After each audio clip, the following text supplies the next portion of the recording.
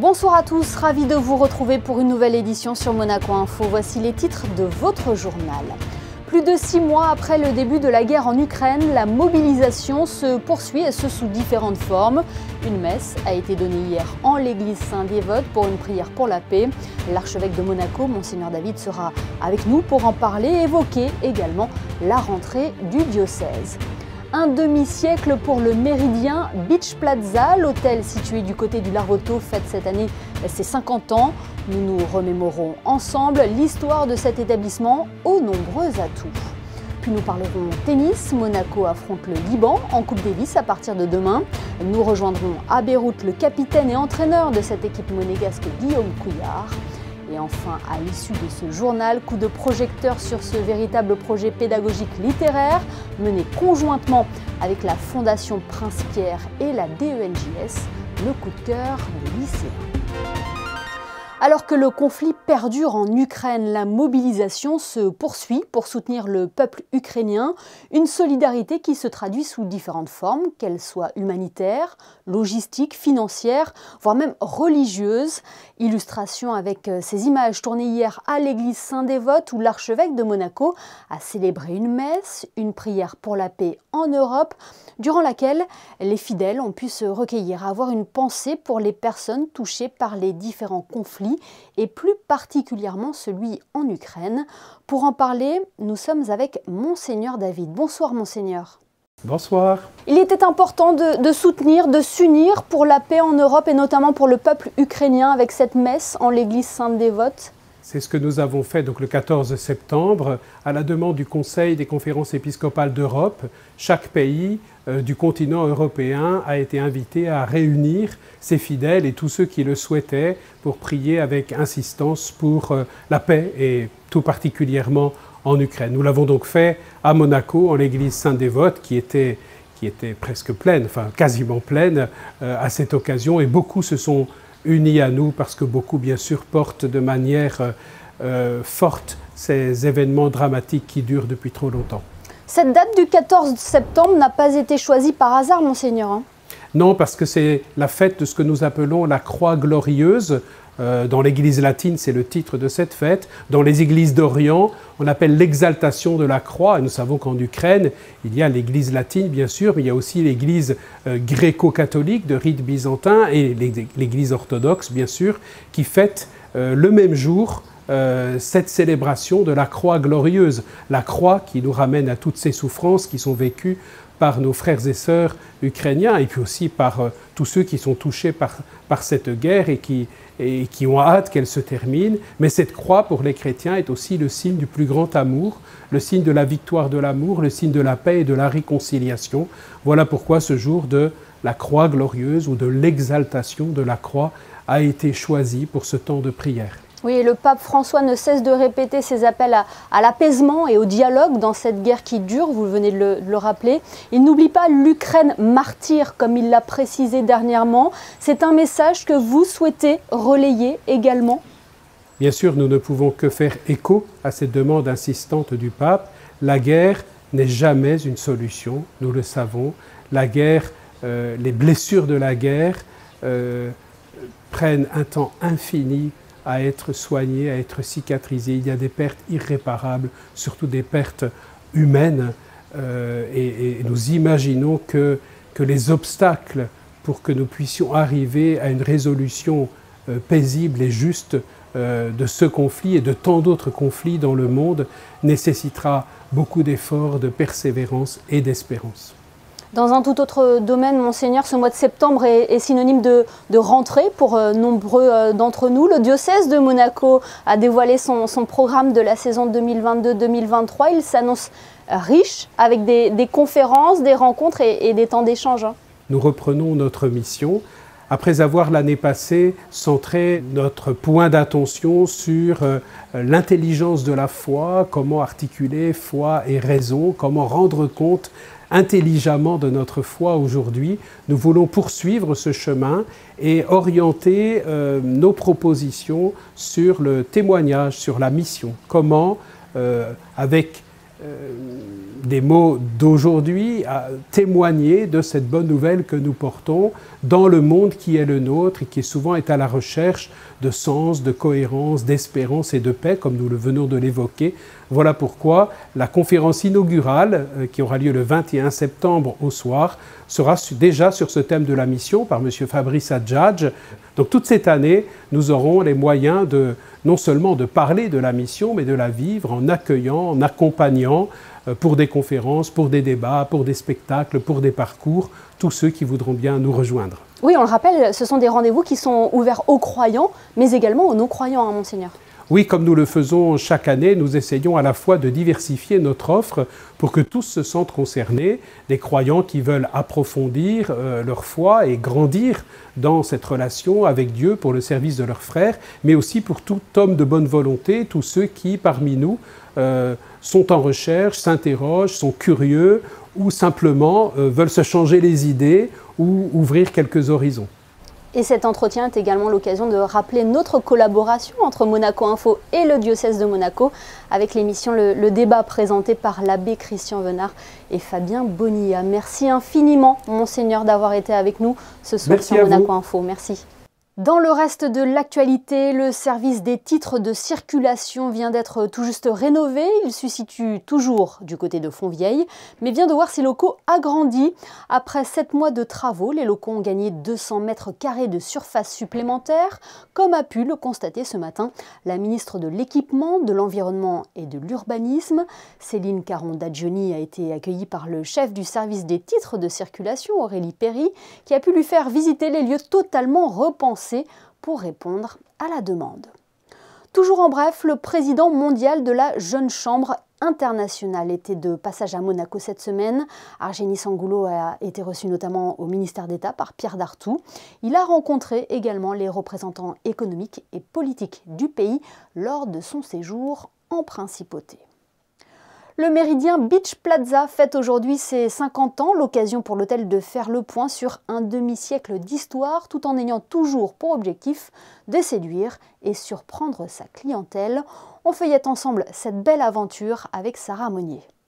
C'est un bâtiment emblématique du paysage du Larvoto, reconnaissable parmi les buildings qui l'entourent. L'hôtel Méridien Beach Plaza fête aujourd'hui ses 50 ans. 50 ans au service de la clientèle, 50 ans au cœur de la vie des Monégasques. Énormément de personnes qui ont appris à nager dans les plages et dans les piscines de Méridien. Et il y a énormément de gens qui se sont mariés, qui ont fait des baptêmes, qui ont fait des célébrations familiales au Méridien. Qui viennent au restaurant ou au bar tous les jours, c'est très normal, ça fait partie de la vie. On est partie de la vie monégasque et on est ravis de l'être. Et il n'y a pas d'âge pour se renouveler. À 50 ans, l'hôtel a choisi de remanier sa carte. Et pour cela, le chef espagnol Sergi Arrola a trouvé ses inspirations dans une région qui lui tient à cœur, la Méditerranée. C'est l'esprit de la cuisine que j'aime et c'est logiquement, ils sont les produits qu'il en fait toute mon carrière depuis l'école hôtelière. Alors, je les connais très très bien et pour moi, spécialement maintenant que je n'habite pas en Europe, c'est encore plus excitant de travailler avec ces marchés. L'occasion pour le personnel et les clients de se réunir autour d'une bonne cuisine. Raymond Viano a travaillé 43 ans au Méridien et était présent lors de son ouverture. Il se souvient avec émotion de ses années passées à l'hôtel. Je suis attaché surtout à l'amitié de tous ces gens que j'ai connus ici et où nous avons passé de très très belles années avec des hauts et des bas comme tout le monde. On se rappellera quelques anecdotes, quelques souvenirs, beaucoup de souvenirs quand même. Dans 50 ans, ça fait du temps. Mais s'il y a une chose à retenir, c'est bien l'esprit de famille qui se dégage de l'établissement. Voilà pour cet établissement mythique qui souffle donc ses 50 bougies cette année. Ouvrons une page sport à présent avant de recevoir notre prochain invité, l'entraîneur de l'équipe monégasque de Coupe Davis, Guillaume Couillard. Un mot de basket avec une nouvelle victoire de la Roca Team en amical. Les joueurs d'Obradovic ont signé un 4e succès consécutif dans leur calendrier de pré-saison en battant l'Étoile Rouge de Belgrade 93-88. Prochain match, le choc face au double champion d'Europe en titre, l'Anadolu Efes. Une rencontre à suivre en direct sur notre antenne demain à 19h, commentée par Frédéric Elion et Ali Traoré. En football, Youssouf Fofana et Benoît Badiachil ont été convoqués par Didier Deschamps en équipe de France. Il s'agit de leur première sélection chez les Bleus, même s'ils ont déjà porté le maillot tricolore avec les espoirs. Les deux joueurs de l'AS Monaco sont donc susceptibles d'affronter l'Autriche et le Danemark les 22 et 25 septembre en Ligue des Nations. L'annonce a secoué le monde du tennis. Roger Federer a annoncé aujourd'hui qu'il mettait un terme à sa carrière dans une semaine après la Lever Cup. À 41 ans, la légende suisse de la petite balle jaune tire donc sa révérence après une carrière fantastique et ses 20 titres en Grand Chelem. Il aura peut-être un seul regret, celui de n'avoir jamais remporté le Monte-Carlo Rolex Masters. Et la transition est toute trouvée pour accueillir notre prochain invité. Il s'agit de Guillaume Couillard, capitaine et entraîneur de l'équipe de Monaco en Coupe Davis. Les Monégasques affrontent le Liban dans le groupe 2 Monde. Le tirage au sort a eu lieu aujourd'hui. Valentin Vachereau ouvrira les hostilités. Demain, il sera opposé à Adi Dabib, 368e joueur mondial. Bonsoir Guillaume Couillard. Bonsoir. Comment abordez-vous cette rencontre déterminante face au Liban ? On l'aborde de façon positive, on est motivé, on est venu évidemment au Liban pour la gagner, cette rencontre. On sait que la tâche ne va pas être facile parce qu'on a des adversaires en face qu'on connaît bien et voilà, on est prêt à combattre et comme à chaque fois quand on joue pour notre pays, on se donne jusqu'au bout, quoi. Bon, on le rappelle, le Liban figurait auparavant dans le groupe 1, mais cela reste un adversaire à votre portée, hein, Guillaume. Oui, c'est des joueurs de simple qu'on connaît, que nos joueurs ont déjà joué, donc on sait absolument comment aborder les matchs. Maintenant, c'est une rencontre qui joue chez eux, donc ils ont l'avantage quand même du public, des conditions de jeu, de la météo, mais voilà, nous, en termes de classement, on a des joueurs de simple qui ont à peu près les mêmes classements qu'eux, et puis on a une équipe de double qui nous a toujours rapporté beaucoup de points, donc on va essayer de miser là-dessus aussi. Quel est l'état de forme de vos joueurs ? On a vu Valentin Vachereau gagner son premier challenger en Thaïlande, Hugo Nice, quart de finaliste à l'US Open, Romain Ardeodo, finaliste au challenger de Cassis dernièrement, Lucas Catarina qui enchaîne lui aussi les tournois. C'est de bon augure pour les rencontres qui s'annoncent ? Ouais, c'est toujours bien d'avoir des joueurs qui arrivent avec de la confiance. Maintenant, on sait que la Coupe Davis, c'est quand même vraiment une compétition différente. Je pense que ce qui nous donne de la confiance, c'est aussi la rencontre qu'on a faite en mars contre le Maroc, où les joueurs avaient réussi à se galvaniser et aller vraiment au bout de ce qu'il fallait faire. Donc, on a confiance dans le fait de pouvoir refaire la même chose, avoir le même état d'esprit. On sait que l'état d'esprit en Coupe Davis, c'est limite plus important que le niveau de tennis lui-même. Et puis vous le disiez tout à l'heure, hein, ça galvanise de représenter son pays, de porter le maillot de Monaco. Oui, ça n'a rien à voir. Jouer pour déjà l'équipe, les copains, le drapeau, c'est quelque chose d'extraordinaire. C'est les frissons à chaque fois qu'on rentre sur le terrain. Et en fait, c'est humain, quoi. Dès qu'on joue pour aussi d'autres personnes, et il y a toujours un petit truc en plus, quelque chose qui se passe, qui fait que on va encore plus loin. Et j'ai confiance dans mes joueurs à ce niveau-là.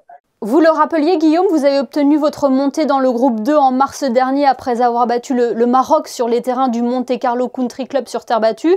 Cette fois-ci, cela se jouera sur du dur. Avantage ou inconvénient pour Monaco, Guillaume ? S'ils ont choisi de jouer sur dur, c'est qu'ils estiment qu'ils sont meilleurs sur dur. Maintenant, pour nous, c'est, je ne crois pas, un désavantage parce que Valentin a eu très bons résultats sur dur. Lucas s'épanouit aussi sur dur.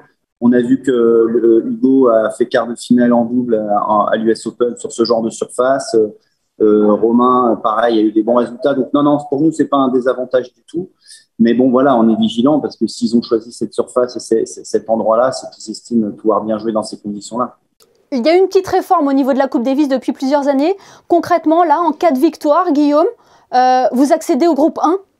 Non, pas encore en fait. Si on gagne cette rencontre, on jouera les playoffs pour monter dans le groupe 1. On jouera une équipe qui a perdu dans le groupe 1 et qui jouera sa place contre nous, en fait. Et donc, début février, on aura une rencontre et cette rencontre-là sera décisive pour ou se maintenir dans le groupe 2 ou monter dans le groupe 1. Eh bien, merci beaucoup Guillaume d'avoir été notre invité depuis le Liban. On rappelle à nos téléspectateurs qui pourront suivre les rencontres de Monaco face au Liban en direct sur notre antenne à partir de vendredi. On les invite d'ailleurs à envoyer tout leur encouragement sur nos réseaux sociaux. Merci Guillaume et puis bon match à toute l'équipe. Avec plaisir, merci beaucoup. Retour à Monaco où s'est tenu hier un gala en l'honneur de l'Atlantic Youth Trust.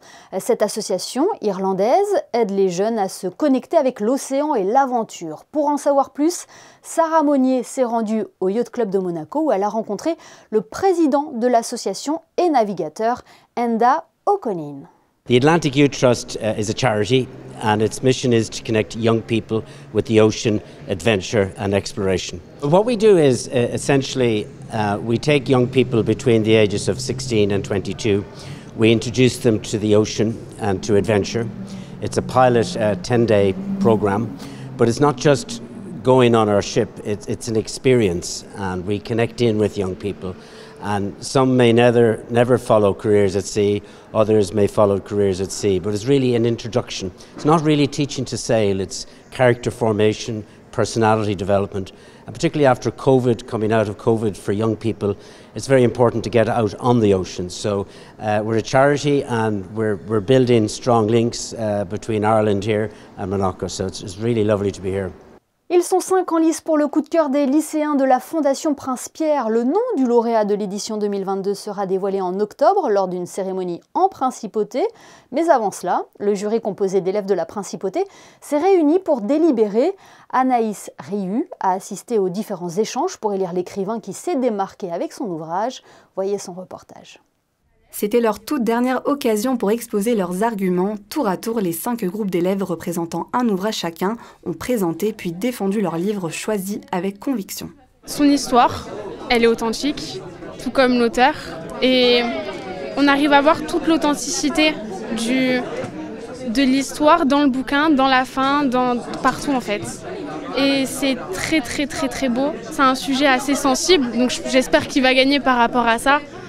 Donc peut-être la sincérité, l'honnêteté, l'authenticité, je sais pas, on verra.